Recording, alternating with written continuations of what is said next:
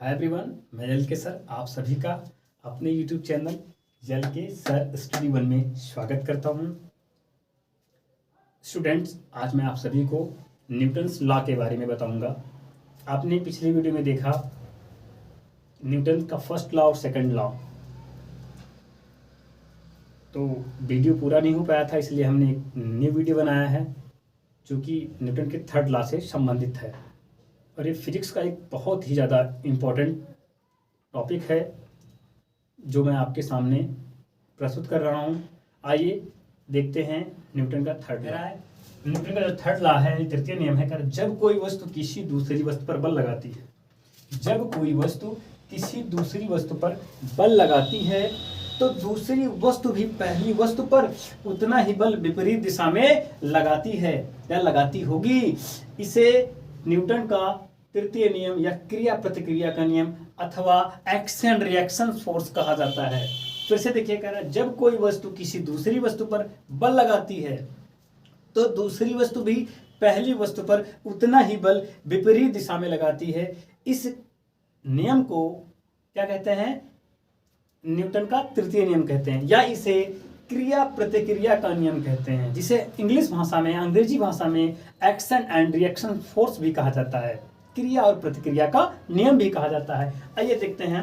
अथवा दूसरी परिभाषा कह रहा है प्रत्येक क्रिया की एक समान तथा विपरीत प्रक्रिया होती है। आप कह सकते हैं प्रत्येक क्रिया की एक समान तथा विपरीत प्रतिक्रिया होती है। इसको भी हम तृतीय नियम भी कह सकते हैं। कहने का मतलब ये दोनों ये हमारा अथवा में, आप चाहे इसको लिखें चाहे इसको, कोई दिक्कत नहीं है, ज्यादा सुटेबल आपके लिए ये रहेगा। आगे देखिए, कह रहा है ध्यान देने योग्य शर्तें, यानी इसको करने के लिए ये दो शर्त बहुत ही अनिवार्य है। कह रहा पहला, क्रिया बल तथा प्रतिक्रिया बल दो भिन्न वस्तुओं पर आरोपित होते हैं। यानी क्रिया, एक्शन एंड रिएक्शन, जो दोनों बल होते हैं, यानी क्रिया बल तथा प्रतिक्रिया बल दो भिन्न वस्तुओं पर आरोपित होते हैं। और नंबर 2 कह रहा है परिमाण में तथा दिशा विपरीत में बल तभी निरस्त होते हैं जब एक ही वस्तु पर लगे, ना कि भिन्न वस्तुओं पर। यानी परिमाण में तथा दिशा विपरीत में बल तभी निरस्त होंगे जब वो एक ही वस्तु पर लगे, ना कि विभिन्न वस्तुओं पर या भिन्न।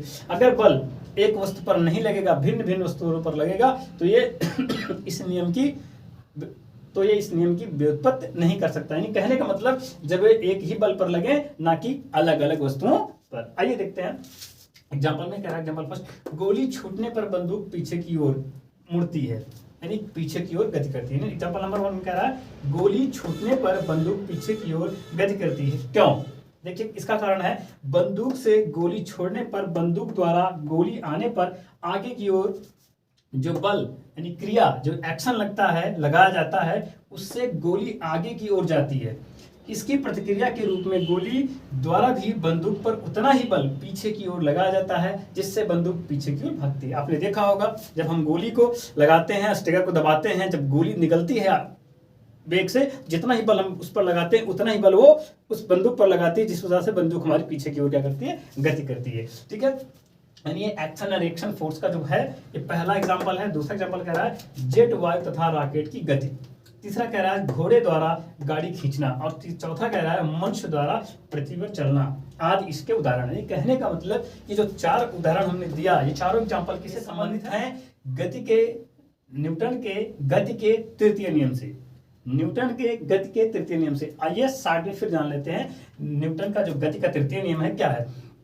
तृतीय नियम कह रहा है जब कोई वस्तु किसी दूसरी वस्तु पर बल लगाती है, जब कोई वस्तु किसी दूसरी वस्तु पर बल, दूसरी वस्तु भी पहली वस्तु पर, तो दूसरी वस्तु भी पहली वस्तु पर उतना ही बल विपरीत दिशा में, यानी अगर हम आगे की ओर लगा रहे हैं तो दूसरी वस्तु पीछे की ओर लगाएगी, तो पहली वस्तु पीछे की ओर लगाएगी।